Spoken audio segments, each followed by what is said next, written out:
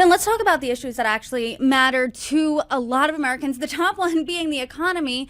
According to a recent poll, Trump did have the edge on that for most of the election. Now people are tied on who they think would be better equipped at handling the economy, Trump or Harris. In these final days, as early voting is still underway, as election day is just a few days away, what do you think Donald Trump's last pitch when it comes to the economy should be to the American people?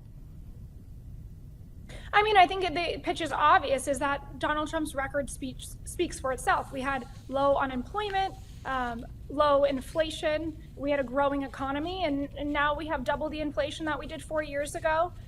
And costs are up 20%, gas is up 31%.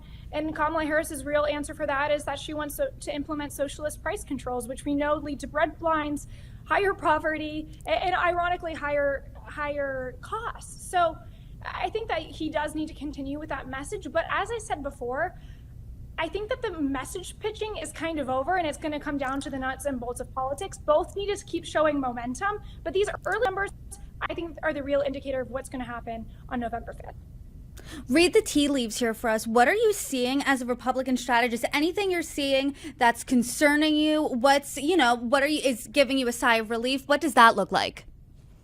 I think I have a sigh of relief because Republicans don't tend to vote early. We didn't even vote early or by mail in droves by any means in 2020. And right now we're seeing record number of early voting. That includes in Georgia and North Carolina, in Nevada, which wasn't even earlier seen as a battleground state. We're seeing Kamala Harris's campaign pull ad funding out of North Carolina and into Virginia, where we're seeing Donald Trump is really within the margin of error in some polls tied. So I think that we're seeing that Donald Trump is expanding his path to 270 in multiple different ways. As far as the Senate goes, I'm really looking at Nebraska. I think a lot of Republicans say, no, it's fine, Debbie Fisher will hold on, but they have an independent running, and it's looking like it's giving her a real run for her money, and it's also costing Republicans money that they could be spending in other races. I know you're saying you want to see the momentum in the last 5 days here. Ever since Harris jumped into the race, she saw the momentum at first.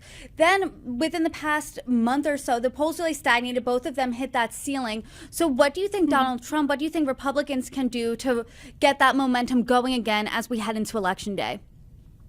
Well, I think Donald Trump does have the momentum right now. I think that's part of the reason why you're seeing people latch on to the attacks like the comedian with the poor Puerto Rico joke, which wasn't funny again, but I think it's kind of like, who cares? It's not, Donald Trump himself didn't say it. Neither did his running mate. So I think that you're seeing more desperate attacks. You're also seeing Kamala Harris's closing message essentially be that Donald Trump is Hitler 2.0, that Donald Trump would be bringing the end of democracy. That is not a winning campaign message. Your winning campaign message is that I can improve the lives of the American people.